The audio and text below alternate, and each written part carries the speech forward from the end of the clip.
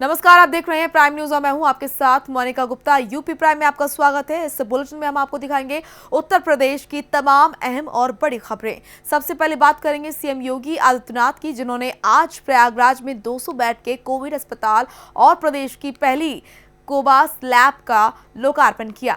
Video conferencing के जरिए किए गए इस लोकार्पण कार्यक्रम को संबोधित करते हुए सीएम ने कहा कि प्रदेश में कोरोना संक्रमण में कमी आई है। ऐसे में प्रयागराज के कोविड अस्पताल से पड़ोसी जिले के लोगों को फायदा होगा।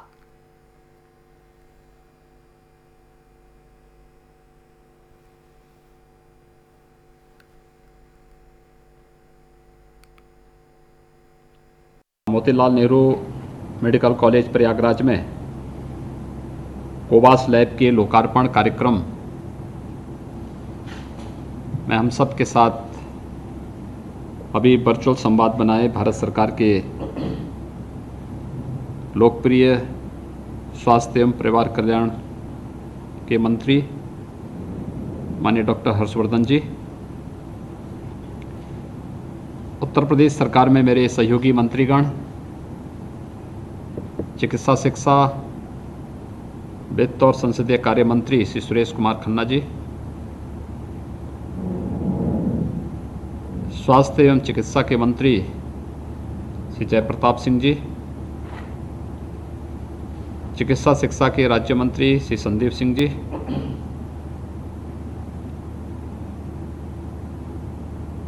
प्रयागराज के इस उद्घाटन कार्यक्रम में हमारे साथ जुड़े प्रदेश सरकार के मंत्रीगण श्री सिद्धार्थनाथ सिंह जी, श्री नंदगोपाल नंदी जी, माननीय सांसद प्रोफेसर रीता बहुगुणा जोशी जी, श्रीमती केसरी देवी जी, डीजी आईसीएमआर प्रदेश के मुख्य सचिव श्री के तिवारी जी, अपर मुख्य सचिव चिकित्सा शिक्षा श्री रजनीश दुबे जी, अपर मुख्य सचिव स्वास्थ्य श्री अमित मोहन प्रसाद जी, कुलपति केजीएमयू जनरल विपिन पुरी जी, आज के इस कार्यक्रम में उपस्थित प्रधानाचार्य मोतीलाल नेहरू मेडिकल कॉलेज प्रयागराज और सभी मेडिकल कॉलेजेस के प्रधानाचार्यगण, अन्य फैकल्टी मेंबर्स,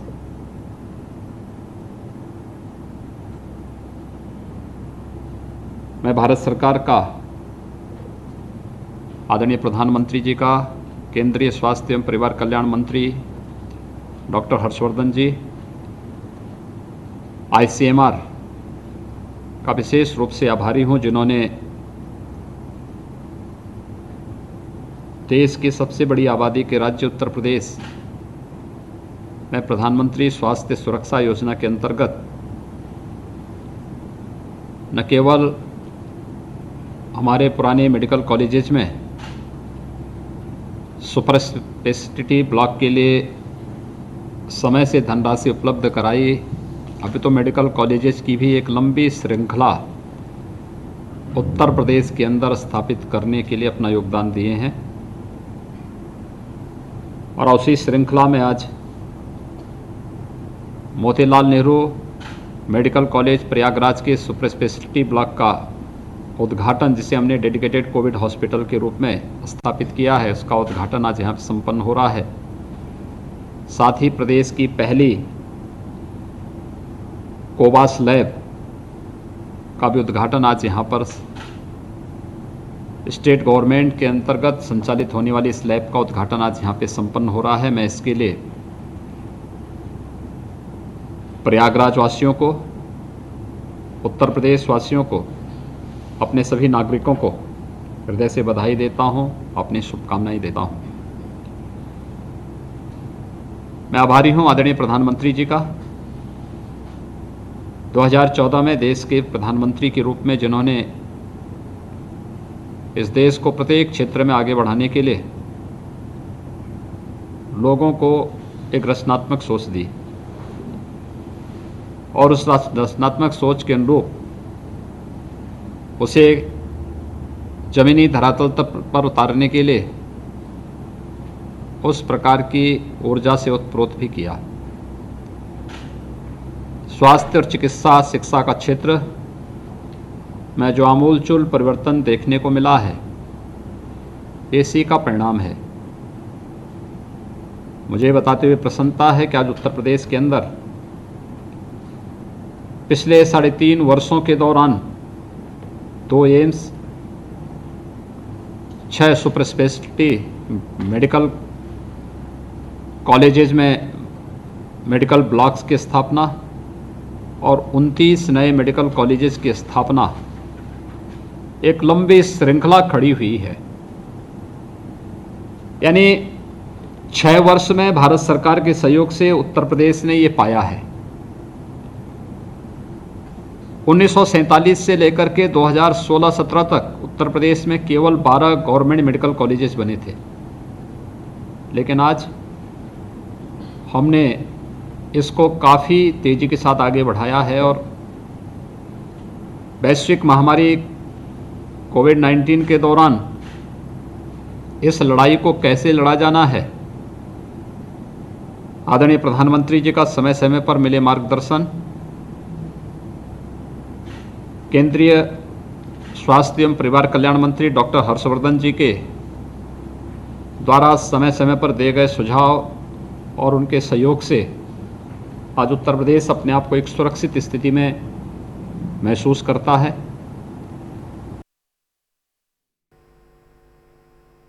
तो वहीं यूपी के हाथरस में हुई घटना को लेकर एडीजी कानून व्यवस्था प्रशांत कुमार लखनऊ स्थित पुलिस मुख्यालय में प्रेस कॉन्फ्रेंस उन्होंने की, जहां उन्होंने कहा कि हाथरस में पीड़िता के भाई का बयान आया है और उसके आधार पर अभियोग पंजीकृत किया गया है। सभी आरोपियों को जेल भेज दिया गया है। प्रशांत कुमार ने कहा कि इसके बावजूद कुछ संगठनों के जरिए जातीय सांप्रदायिक हिंसा फैलाने और सरकार की छवि खराब करने के लिए सोशल वेबसाइट इस्तेमाल की जा रही है। कोविड प्रोटोकॉल का ध्यान रखते हुए 5 लोगों को ही राजनीतिक दलों से जाने की अनुमति दी गई है, फिर भी उसका उल्लंघन करते हुए कल हिंसा पर वो उतारू हुए, जिन पर हल्का बल प्रयोग किया गया। राजनीतिक पार्टी के एक सदस्य के द्वारा जनता के लोगों को वीडियो प्रसारित किया जाना, जिसमें भड़काऊ भाषण के माध्यम से हाथ काटने तथा पुलिस अधिकारियों को निलंबित कराने, जातीय समुदायों में सौहार्द बिगाड़ने के उद्देश्य से भाषण दिया जाने के संबंध में है। इसके अतिरिक्त थाना शासनी कोतवाली में एक अभियोग 2087/20 पंजीकृत किया गया है। ये कुछ राजनीतिक दल के नेताओं और उनके समर्थक लगभग 400-500 लोगों के द्वारा यातायात अवरुद्ध करने, रोड जाम करने तथा धारा 144 के उल्लंघन के लिए किया गया है। इसी तरीके से हाथरस गेट पर जनपद हाथरस के थाना हाथरस गेट पे एक मुकदमा 354/2020 कायम किया गया है। ये बसंत बाग कॉलोनी में कोविड-19 की गाइडलाइंस तथा धारा 144 सीआरपीसी का उल्लंघन करते हुए लगभग 200 लोगों को इकट्ठा कर सार्वजनिक रूप से सभा करने के संबंध में है। इसके अतिरिक्त हाथरस प्रकरण में सोशल मीडिया के विभिन्न प्लेटफॉर्म्स पर आपत्तिजनक टिप्पणी करने पे जनपद बिजनौर, सहारनपुर, बुलंदशहर, प्रयागराज, हाथरस, अयोध्या तथा लखनऊ कमिश्नरेट में कुल 13 अभियोग पंजीकृत किए गए हैं। तो वहीं हाथरस कांड को लेकर सियासी हलचल जारी है। इसी बीच आज आम आदमी पार्टी के राज्यसभा सांसद संजय सिंह ने पीड़िता के परिवार से मुलाकात की। संजय सिंह ने मुलाकात के बाद कहा कि परिवार वाले डरे हुए हैं, पूरा गांव छावनी में तब्दील किया गया है।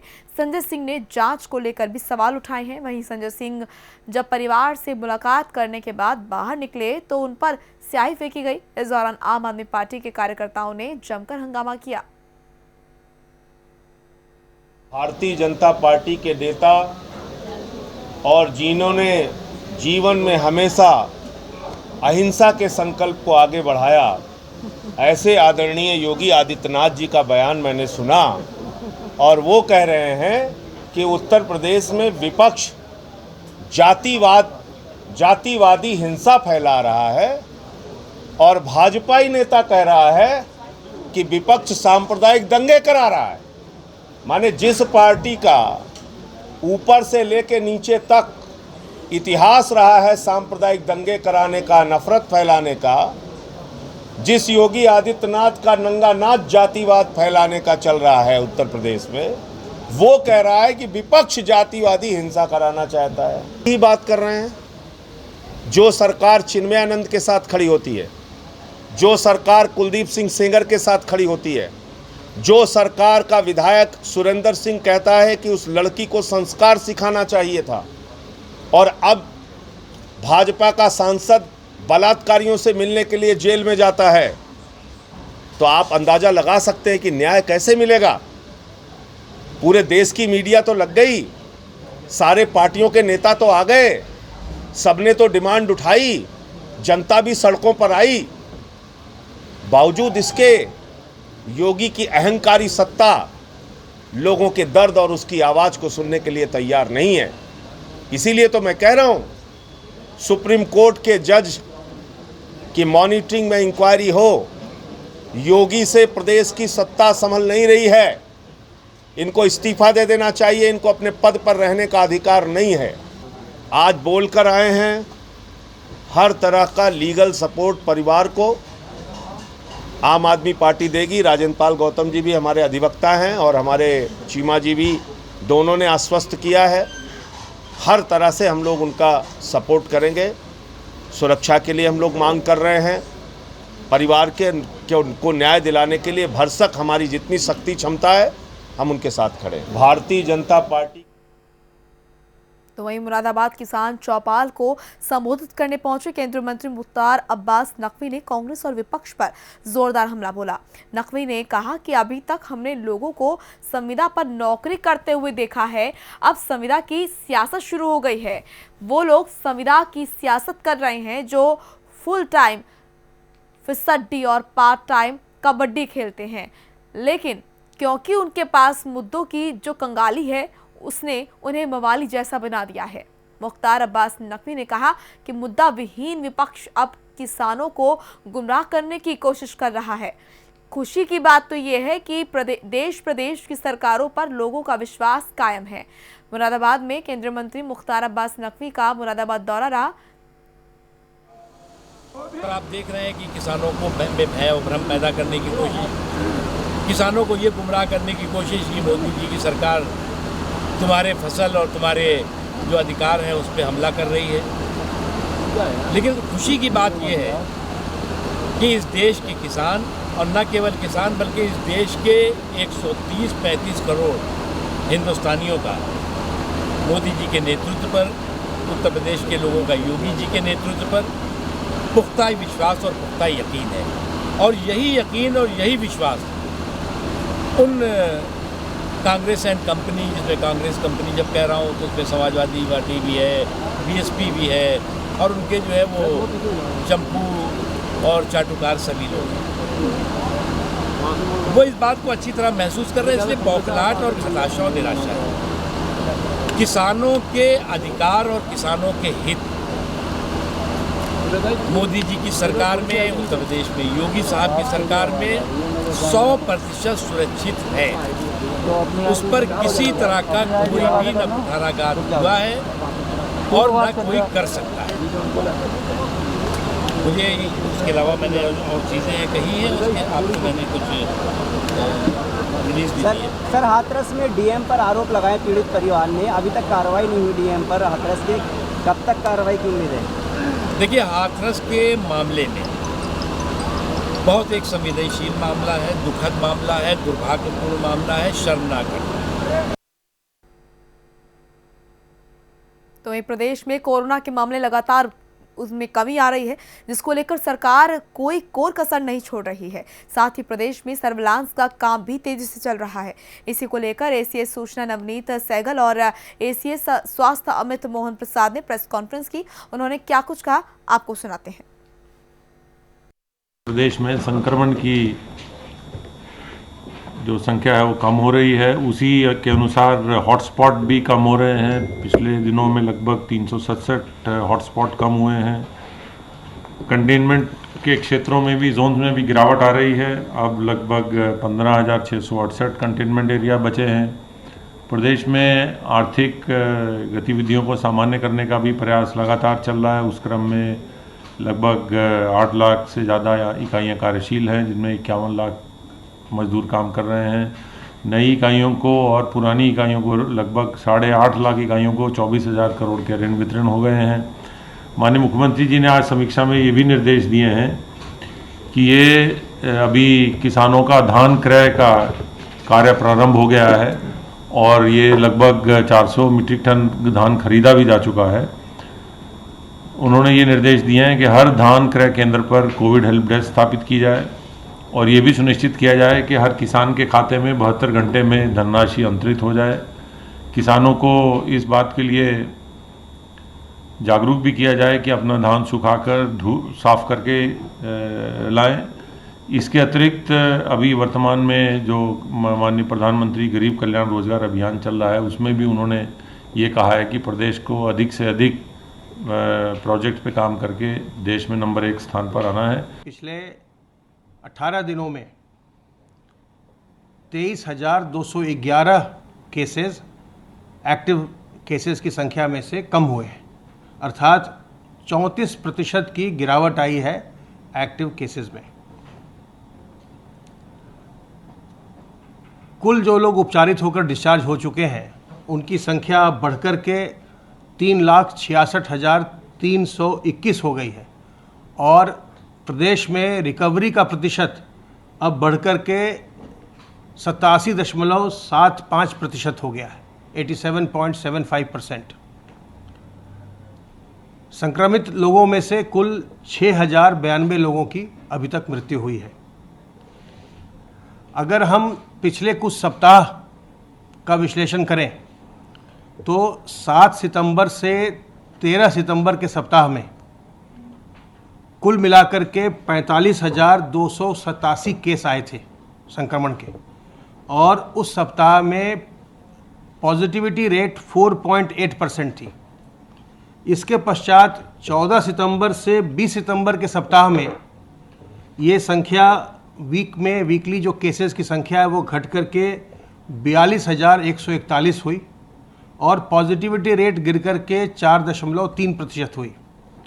उसके अगले सप्ताह में 21 सितंबर से 27 सितंबर के सप्ताह में कुल केस 33,256 आए और पॉजिटिविटी रेट 3.2% रही। और जो अभी सप्ताह गया है 28 सितंबर से 4 अक्टूबर के सप्ताह में कुल केसेस 28,060 आए और पॉजिटिविटी रेट 2.6% रही। तो इस प्रकार से 7 सितंबर के सप्ताह से अभी तक में लगभग 38% की, अगर हम वीकली केसेस की बात करें तो गिरावट हुई और पॉजिटिविटी रेट में भी लगभग 46% की गिरावट हुई। कल प्रदेश में 1,49,272 सैंपल्स की जांच की गई और अब तक कुल 1,08,88,520 सैंपल्स की जांच की जा चुकी है। जो हमारे एक्टिव केसेस हैं 45,024, इनमें से 21,361 इस समय होम आइसोलेशन में है। अब तक होम आइसोलेशन में 2,27,616 लोग जा चुके हैं, उन्होंने इस विकल्प को चुना है और उनमें से 2,06,255 अपने होम आइसोलेशन की अवधि पूरी कर चुके हैं और वो उपचारित हो चुके हैं। निजी चिकित्सालयों में भुगतान के आधार पर कुल 3,525 लोग अभी अपना इलाज करवा रहे हैं। सर्वेलेंस की कार्रवाई निरंतर चल रही है और अब माननीय मुख्यमंत्री जी का ये निर्देश हुआ है कि जिन जनपदों में ज़्यादा केसेस आ रहे हैं वहाँ पर ज्योग्राफिकल मैपिंग की जाए और जहाँ पर क्लस्टर्स बन रहे हों बड़े, वहाँ पर कंटेनमेंट जोन का इलाका सावधानीपूर्वक तय करते हुए केसेस को, संक्रमण को नियंत्रित करने की सारी कार्रवाई की जाए। तो सर्वेलेंस की गतिविधि के अंतर्गत अब तक 1,31,336 इलाकों में 4,01,757 टीम दिवस के माध्यम से 2,61,44,284 घरों का सर्विलांस किया गया है और इनमें 12,94,35,870 लोग रहते हैं।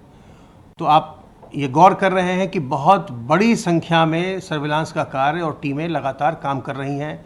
कॉन्टैक्ट ट्रेसिंग का जो भी पॉजिटिव केस आता है उसके जितने भी संपर्क में लोग आए हैं, चाहे उनके घर के लोग हों या आसपास के लोग हों, उन सब की ट्रेसिंग की जाती है और उनमें लक्षण के आधार पर तत्काल जांच की जाती है। जो लक्षणात्मक नहीं होते हैं उनकी जांच कुछ समय के पश्चात की जाती है और जो लोग भी उनके संपर्क में आते हैं, जैसे घर के लोग हैं, उन सबों को जो प्रोफाइलैक्टिक डोज है हाइड्रोक्सीक्लोरोक्विन की या आइवरमेक्टिन की, वो भी चिकित्सा विभाग के द्वारा उन्हें उपलब्ध कराया जाता है ताकि लोगों में संक्रमण न बढ़े।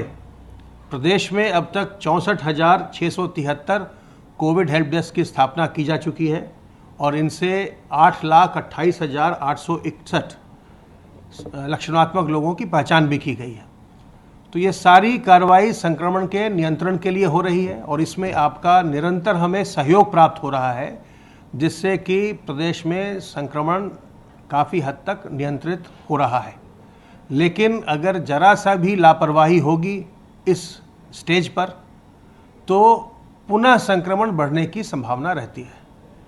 तो इसलिए हमें बहुत सावधान रहना है ताकि कोई सेकेंड वेव इस प्रदेश में ना आने पाए। और सावधानी बरतने के जो तरीके हैं उनसे आप अच्छी तरह वाकिफ़ हैं, आप अच्छी तरह जानते हैं कि क्या आपको संक्रमण से बचने के लिए करना है।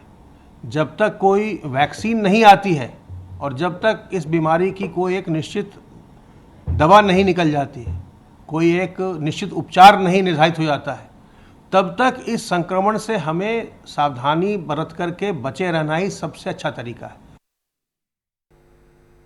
तो ये प्रदेश में अपराध पर अंकुश लगाने के लिए पुलिस बदमाशों से सख्ती से निपट रही है। इसी कड़ी में ग्रेटर नोएडा के थाना जारचा क्षेत्र में चोना नहर की पटरी पर पुलिस और बदमाशों के बीच मुठभेड़ हुई। मुठभेड़ में एक बदमाश के पैर में गोली लगी और वो घायल हो गया। पुलिस ने घायल बदमाश को इलाज के लिए जिला अस्पताल में भर्ती कराया है। बदमाश के पास से बिना नंबर की वैगनार कार, चाकू और तमंचा बरामद हुआ है। घायल बदमाश पर 9 अभियोग पंजीकृत हैं। जनपद में गौकशों के विरुद्ध एक अभियान चल रहा है आयुक्त महोदय की तरफ से। इसके पहले भी कई गौकशों से मुठभेड़ हुई है, वो जेल गए हैं। उनके विरुद्ध जो है प्रिवेंटिव एक्शन में कार्रवाई भी हुई है और उसी अभियान के तहत चेकिंग के दौरान आज फुरकान नाम का एक शातिर गौकश, जिस पे पहले से 9 मुकदमे पंजीकृत हैं गौकशी के, वो आज एक बिना नंबर की वैगनार में एक छोटी सी बछिया को लेके जा रहा था। वो निश्चित तौर पे चोना नहर सुनसान इलाका है, इसकी पटरी पे कहीं गौकशी करता और वो कहीं न कहीं इस मीट को खपाता। इस दौरान जब पुलिस को पता चला मुठभेड़ हुई है, उसके पैर में गोली लगी है, तमंचा, कारतूस, चाकू, बछिया, वैगनार, रस्सी, सारा सामान बरामद हुआ है। ये कमिश्नरेट गौतम बुद्ध नगर की एक बहुत बड़ी उपलब्धि है और इसके साथियों के बारे में और किसको किसको ये सप्लाई करता था, ये सारी बातें हम लोग पता कर रहे हैं और निश्चित तौर पे उनके विरुद्ध भी हम कार्रवाई करेंगे। नरेंद्र ठाकुर हमारे सहयोगी इस खबर पर जुड़ चुके हैं। नरेंद्र, क्या कुछ जानकारी आपको मिल रही है? पुलिस और बदमाशों के बीच मुठभेड़ हुई है, किस वक्त की मुठभेड़ हुई और क्या कुछ बरामद किया गया? जी, मैं बताना चाहूंगा कि अब से कुछ देर पहले ही जारचा पुलिस की ये चोना नहर पड़ती है जारचा थाना क्षेत्र में, वहां पे गौ तस्करों के बीच मुठभेड़ हुई है। गौ और दौरान एक गौ तस्कर के गोली लगी है, गोली लगने से वो घायल भी हो गया। उसके पास से एक वैगनार कार और जो बछिया जिसको वो तस्करी के लिए ले जा रहा था उसको पुलिस ने बरामद कर लिया, जारचा पुलिस ने, और उसको उपचार के लिए जो घायल तस्कर है उसको उपचार के लिए जिला अस्पताल भेज दिया गया है। मैं बताना चाहूंगा कि ये जो गौ तस्कर है इस पर पहले भी 9 मुकदमे गौ कसी के दर्ज थे। तो पुलिस को मुखबिर की तरफ से जैसी सूचना मिलती है पुलिस घेराबंदी करके इसको जारचा थाना क्षेत्र की चौना नहर पे इसको पकड़कर घायल कर देती है और मैं बताना चाहूंगा साथ के साथ कि ये पुलिस कमिश्नर आलोक सिंह और डीसीपी जोन 3 राजेश कुमार सिंह के नेतृत्व में ये बड़ी कार्रवाई हुई है। जी चलिए, बहुत बहुत शुक्रिया नरेंद्र तमाम महत्वपूर्ण जानकारी देने के लिए। तो पुलिस और बदमाशों के बीच मुठभेड़ हुई। मुठभेड़ में एक बदमाश गोली लगने से घायल भी हुआ है। आपको बता दें कि पुलिस ने इसके पास से एक बछड़ा और साथ ही साथ तमंचा और कारतूस बरामद किया।